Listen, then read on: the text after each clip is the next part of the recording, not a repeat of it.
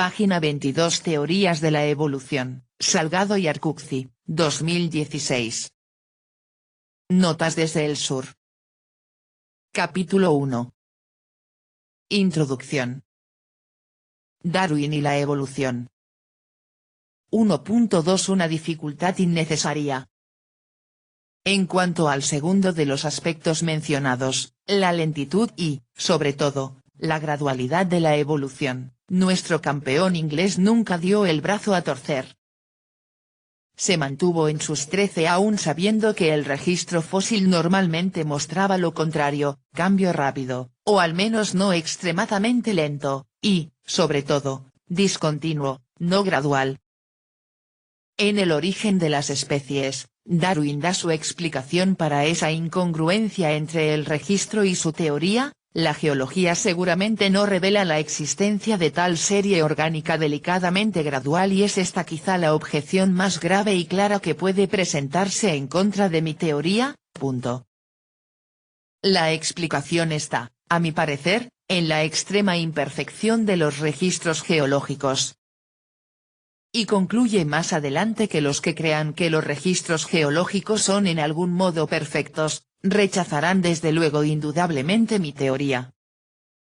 Sin embargo, no todos sus partidarios compartían esta visión. A algunos les parecía que aferrarse al gradualismo era inconveniente. Se ha creado usted una dificultad innecesaria al adoptar tan abiertamente el principio de natura non facit saltum, le reprochó Thomas H. Huxley, 1825-1895, en una carta fechada el 23 de noviembre del 1859. Seguramente estos darwinistas tenían sus razones para favorecer un modelo de evolución saltacionista, es decir, no gradual, discontinuo. En el caso concreto de Huxley, la historiadora de la biología Sherry L. Jones, 1995, piensa que lo que le impedía adoptar el gradualismo era su creencia en que las especies eran tipos o clases naturales. En efecto, los evolucionistas tipologistas como Huxley tendían a pensar que las especies se originaban completamente formadas, mediante un salto, de ahí lo de saltacionismo. Si se cree en la evolución y en los tipos constantes, solo la producción repentina de un nuevo tipo puede conducir al cambio evolutivo, reconoció más de un siglo después Ernst Mayr, uno de los fundadores del moderno darwinismo. La existencia de tipos hacía posible disponer de un sistema natural de clasificación, de ahí que esos primeros evolucionistas se resistieran a abandonar el tipologismo y, por ende, el saltacionismo. Huxley, particularmente, extendía su pensamiento tipológico a las categorías superiores. Otra crítica al gradualismo se fundamentaba en la dificultad, a veces imposibilidad, de explicar la evolución de los llamados órganos complejos, como el ojo de los vertebrados superiores, o de rasgos del tipo todo o nada, aquellos que solo funcionan, otorgando una ventaja selectiva a su portador, al hallarse totalmente formados. En este sentido, la evolución discontinua que proponían los amigos de Darwin venía a cortar el nudo gordiano atado por el evolucionista católico George Jackson Mivart, 1827-1900. Expliquemos. Mivart había afirmado que el hecho de que las etapas iniciales de la evolución de esos rasgos fuesen neutras en términos adaptativos, demostraba la invalidez de la selección natural. En particular con relación a los ojos de los pleuronectiformes, Mivart pensaba que la conformación final, ambos ojos dispuestos sobre un lado de la cabeza, solo podía ser adaptativa una vez completado el desplazamiento de uno de los ojos, es decir, totalmente vuelto hacia el otro lado. Un desplazamiento menor no era beneficioso, y por lo tanto no podía atribuirse a la selección natural, al menos tal como ésta era entendida por Darwin. Ergo, la evolución debía responder a un propósito superior, el de Dios. Y es justamente para evitar caer en Dios que los saltacionistas decidieron cortar el nudo gordiano y volcarse hacia la saltación. En lo sustancial, Darwin nunca modificó su opinión sobre este punto, y siempre defendió que esos estadios incipientes eran adaptativos, signo de exclamación abierta debían serlo signo de exclamación, manteniendo hasta el final su creencia en la evolución lenta y gradual por selección. La negra noche del darwinismo. Desde 1880 hasta 1920 aproximadamente, la selección natural, que había arrancado muy bien, estuvo eclipsada por otras teorías que se ofrecían como alternativa. ¿Cuáles fueron las causas del eclipse del darwinismo? ¿Por qué, en definitiva, le costó tanto hacer pie a esta teoría?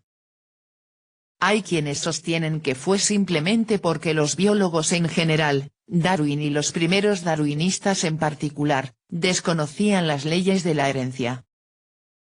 Por ejemplo, eso es lo que piensan los 4 autores del citado libro Evolución. La razón principal de dicha deficiencia se debía al fallo por parte de los biólogos de no reconocer las leyes de la herencia de Mendel hasta su redescubrimiento en 1900. Hasta que no existió una teoría coherente de la herencia, no pudo comprenderse la base de la selección natural. Esto es, al menos, opinable. Si ese hubiese sido el único problema, o incluso la razón principal, la teoría darwiniana debió haberse afirmado inmediatamente luego de 1900 o un poco después, lo que en definitiva no sucedió. Si bien es cierto que la teoría de la herencia de Darwin, aquella que había presentado en su obra Las variaciones de los animales y de las plantas bajo domesticación, era mala por una serie de razones, también es verdad que las críticas más inteligentes a ese primer darwinismo apuntaban directamente al corazón de la teoría, la potencialidad de la selección natural actuando a nivel organísmico. En términos lacatosianos, la objeción principal era sobre el núcleo duro del programa, no sobre una simple hipótesis auxiliar como la herencia. De otro modo, cuesta entender por qué transcurrieron más de 30 años desde el surgimiento de la genética mendeliana, ocurrido hacia 1900, hasta la completa reivindicación del darwinismo, acontecida entre 1930 y 1945. En total, pasaron casi 80 años desde la formulación inicial de la selección natural hasta su aceptación definitiva, demasiado tiempo para una teoría que ha sido celebrada como la clave de todas nuestras explicaciones modernas sobre la vida. Pero los modernos darwinistas suelen tener una explicación para casi todo, y el biólogo y filósofo norteamericano Michael Gieselin dice tener una para aquellos larguísimos 30 y pico de años que median entre el redescubrimiento de Mendel y la TS, nuevamente, la falta de comprensión, incomprensión que, de este modo, no habría finalizado en 1900 como plantearon los 4 autores del libro citado más arriba. Las objeciones al darwinismo que surgieron después del redescubrimiento de las leyes de Mendel se debieron más a una falta de comprensión de la genética por parte de los propios genetistas, que a algo que estuviese errado en la selección natural. Al final, la perspectiva seleccionista fue consagrada y el darwinismo terminó prevaleciendo, aunque reformulado en los términos de la genética mendeliana.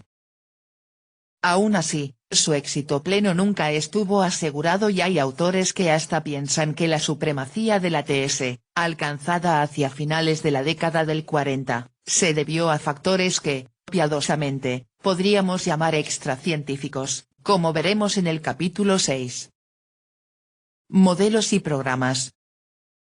Antes de la completa reivindicación del darwinismo, la potencialidad de la selección natural para causar evolución había sido confirmada de modo parcial por las matemáticas.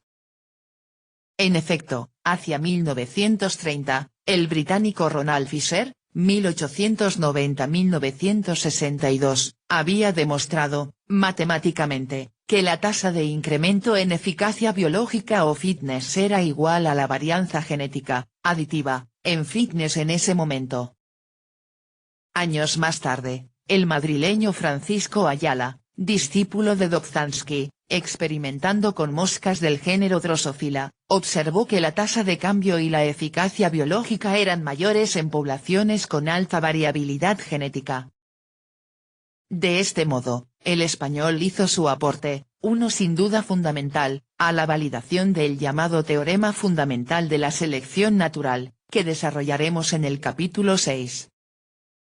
Los darwinistas, los de ahora y los de antes, creen que la selección natural es equiparable a la selección artificial, que ambos mecanismos son más o menos similares. Pues bien, los seguidores de Darwin han conseguido modificar moscas en no menos de 50 caracteres por selección artificial, entre ellos, el tamaño del cuerpo y ala, el número de quetas abdominales y estenopleurales, y la velocidad de desarrollo. Ayala informa otros casos similares. En gallinas, por ejemplo, se logró incrementar la producción de huevos hasta en un 100% en apenas 30 años. Todos estos experimentos parecen confirmar la fuerza de la selección natural. Al menos para producir modificaciones de esa magnitud. Si bien, como dice el filósofo rosarino Gustavo Caponi, la batalla por la selección natural se ganó en el terreno de los conceptos y en los laboratorios, los biólogos de campo también contribuyeron a la consagración de la perspectiva seleccionista. Lo hicieron sobre todo sumando ejemplos concretos de modificaciones operadas por selección, es decir, de adaptaciones. Muchos de esos primeros ejemplos correspondían a casos de mimetismo, fenómeno ampliamente estudiado en los siglos XIX y principios del XX.